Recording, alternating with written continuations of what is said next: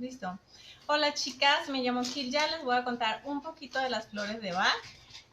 La marca que manejamos es la marca de Blend. Es una empresa de Guadalajara, es mexicana, obviamente. Y bueno, si ustedes tienen su manual de plantas medicinales y terapias alternativas, en la página 49 van a ver que está la terapia floral, que son las flores de Bach. Entonces, lo que vamos a hacer es aquí, ¿sí se alcanza a ver? Sí, muy bien. Entonces, lo que voy a hacer es que les voy a platicar un poquito de la historia de las flores, porque muchas clientas empiezan a preguntar que de dónde vienen, que si funcionan, que si no, etcétera, etcétera. Bueno, estas flores voy a tratar de hacer el video lo más rápido que pueda porque es una historia muy interesante y muy larga, y aquí mis hijos ya están riendo porque dicen que tardo mucho haciendo videos. Bueno, Edward Bach nació en el año de 1886. Este hombre fue un licenciado en ciencias, fue un médico, fue bacteriólogo, fue patólogo, fue homeópata, y antes de morir él se catalogó como herbolario, ¿no? Entonces vivió 50 años. Él desde que era chico, él soñaba con curar a las personas y tener un tratamiento que aliviara las enfermedades tanto como el sufrimiento. Entonces, cuando terminó sus estudios básicos en la escuela, él empezó a trabajar con su papá en una empresa de fundición, y él empezó a observar ahí el comportamiento de los empleados. Veía que el temor a enfermarse era una enfermedad aún más grave que la enfermedad que ellos pudieran sufrir. ¿Por qué? Porque ellos tenían miedo a enfermarse, porque si se enfermaban no iban a poder trabajar y no iban a poder pagar los tratamientos que eran muy caros, etcétera, etcétera. Entonces él veía que esta actitud, esto que ellos pensaban, esto que ellos sentían era una enfermedad aún más grave que la propia enfermedad que tenían, o que capaz de que ni siquiera tenían, pero ellos ya en su mente ya estaban enfermos, ¿no? Entonces, él le expresó a su papá, le dijo, ¿sabes qué? O sea, yo quiero encontrar una manera de la medicina para ayudar a las personas y que sea un método sencillo. Pero para él poder tener un método sencillo para curar a las personas, él tenía que conocer todos los métodos anteriores, ¿no? Entonces empezó a estudiar medicina, y en el año de 1905 empezó a estudiar medicina y se tituló en el 1912. Entonces él tenía su consultorio, tuvo varios puestos, empezó a agarrar fama, y en el año de 1917 él tuvo un colapso, tuvo una enfermedad. Él para este tiempo estudiaba, tenía investigaciones, creo que estaba investigando bacterias intestinales, y aparte de esto fue la Primera Guerra Mundial, pero él no participó en la guerra porque tenía problemas de salud. Entonces él lo que hizo fue que le dieron mucho trabajo de la guerra, le dieron aproximadamente 400 camillas de heridos y que tenían también estrés postraumático. Entonces todo este trabajo de lo que tenía de la guerra, más aparte de sus investigaciones, los llevaron a una hemorragia. Tuvo una hemorragia, un colapso, y lo intervinieron y le quitaron un cáncer. Entonces le dijeron los doctores que tenía 3 meses de vida, pero él estaba aferrado a que antes de morir tenía que hacer su contribución a la medicina. Entonces empezó a trabajar mucho, la gente que lo conocía decía que trabajaba en exceso, que la luz de su laboratorio le llamaban la luz que nunca se apagaba porque estaba prendida de noche, estaba prendida de día, llegó a perder la noción del tiempo, no sabía si era de día, de noche y todo eso, y fue pasando el tiempo, y para su sorpresa, en lugar de morir, empezó a hacerse más fuerte. Entonces él llegó a la conclusión de que su trabajo lo hacía feliz y lo inspiraba, y este cambio de actitud que él tenía lo ayudó a que su cuerpo también se recuperara. Entonces, con esta experiencia, él confirmó su teoría de que el estado mental podría tener un efecto directo y poderoso en la salud física, ¿no?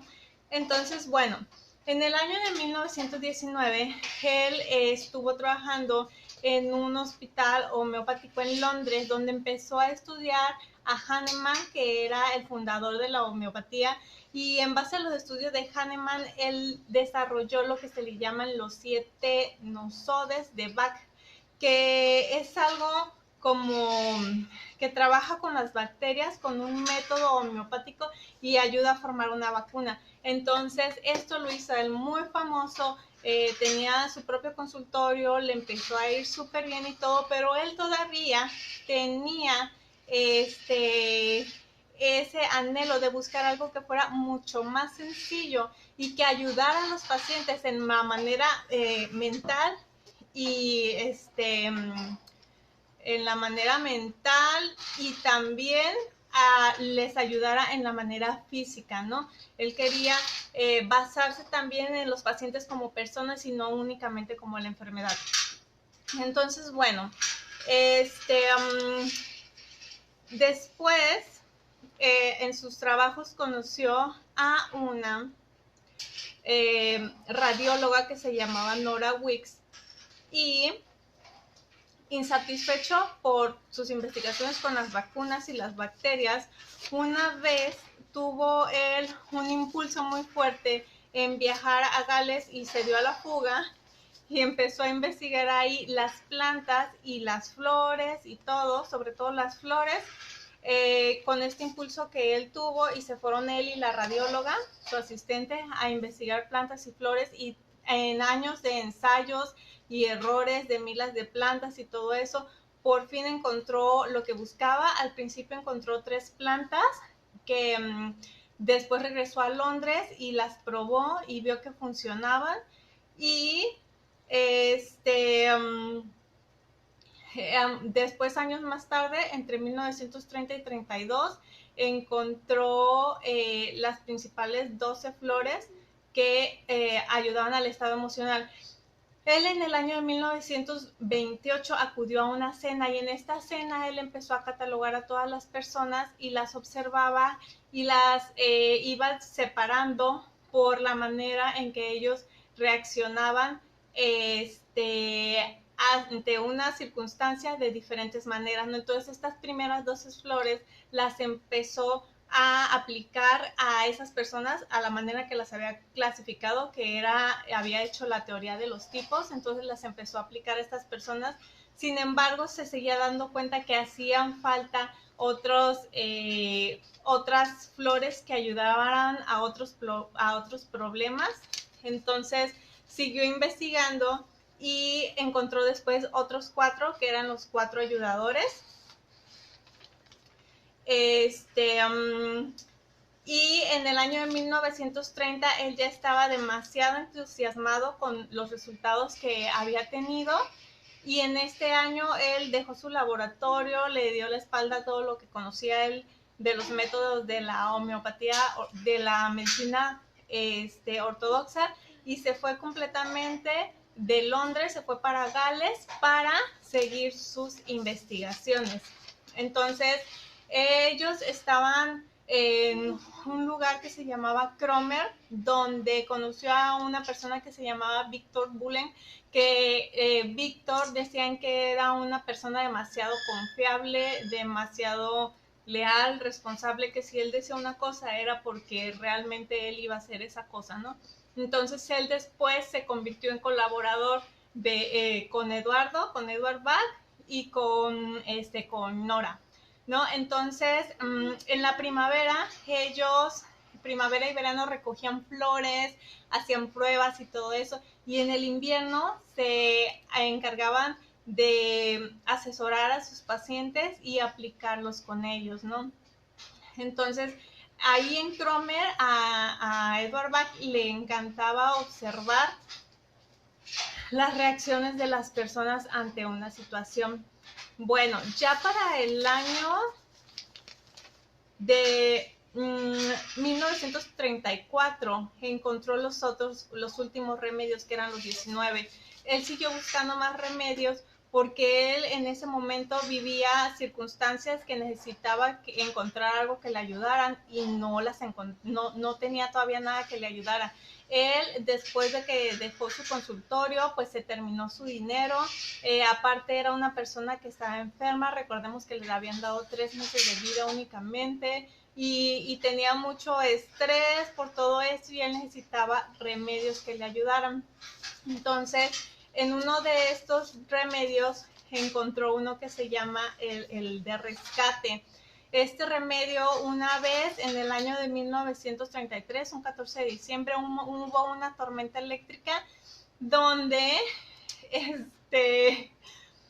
donde un hombre que estaba en una barca, tenía 5 horas ahí amarrado en el mástil y cuando llegó a la orilla y lo encontraron estaba echando espuma por la boca, estaba delirando y ya todos decían que iba a morir, pero él pidió permiso para intentar salvarlo y le puso este remedio en la boca y inmediatamente en cuanto se lo puso empezó a mejorar mucho, o sea, vieron que ya no estaba echando espuma, en lo que le quitaban la ropa mojada para ponerle una limpia, él tuvo una mejoría sin igual, o sea, nadie pensó que fuera a mejorar tanto.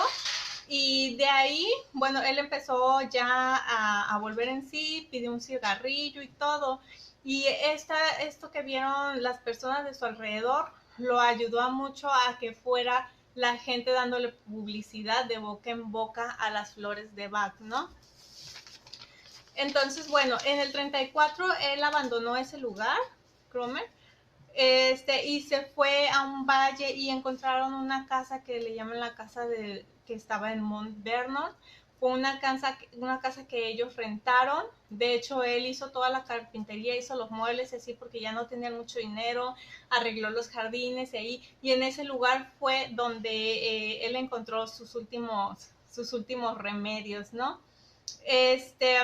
Los métodos que ellos utilizaban para procesar las flores eran métodos muy sencillos. Uno de los métodos era que ponían en un recipiente de cristal las flores con el sol y sacaban sus propiedades. Y en una ocasión que no había flores, digo que no había sol, ellos necesitaban el sol y empezaron a hacerlos en una manera que se hervía y le ponían brandy, que servía también como conservador.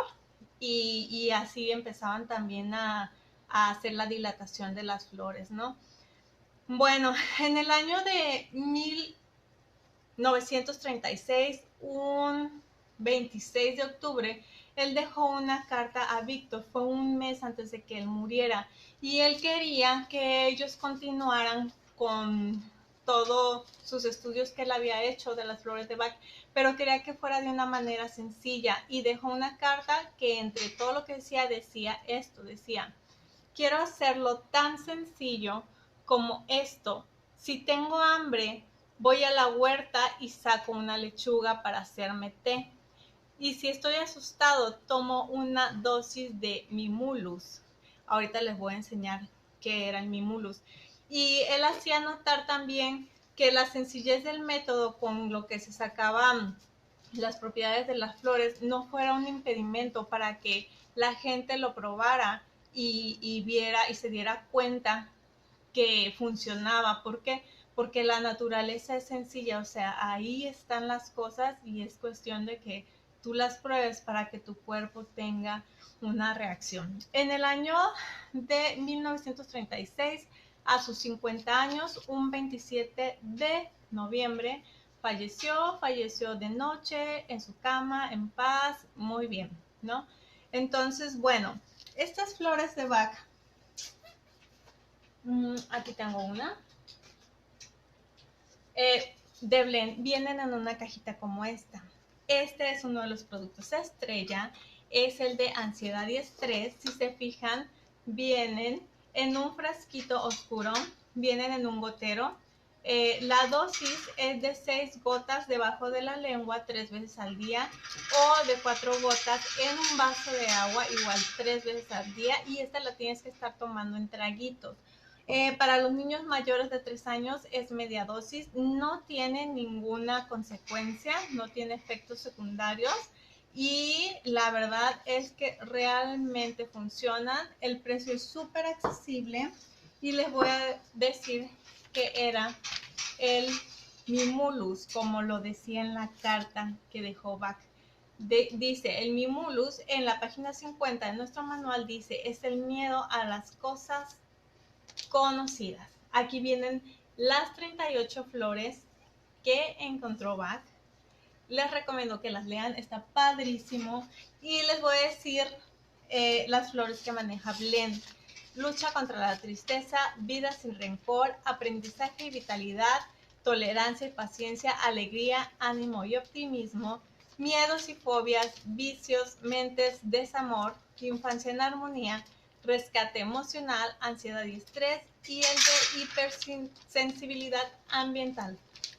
Se los recomiendo, chicas, está a un precio súper accesible y pueden buscarlo con sus promotoras, sus gerentes y sus directoras. Cualquier duda que tengan, pueden contactar a una de ellas. Y muchas gracias, chicas. Les dejo esta historia. Espero que les sirva y que las prueben. Súper recomendadas.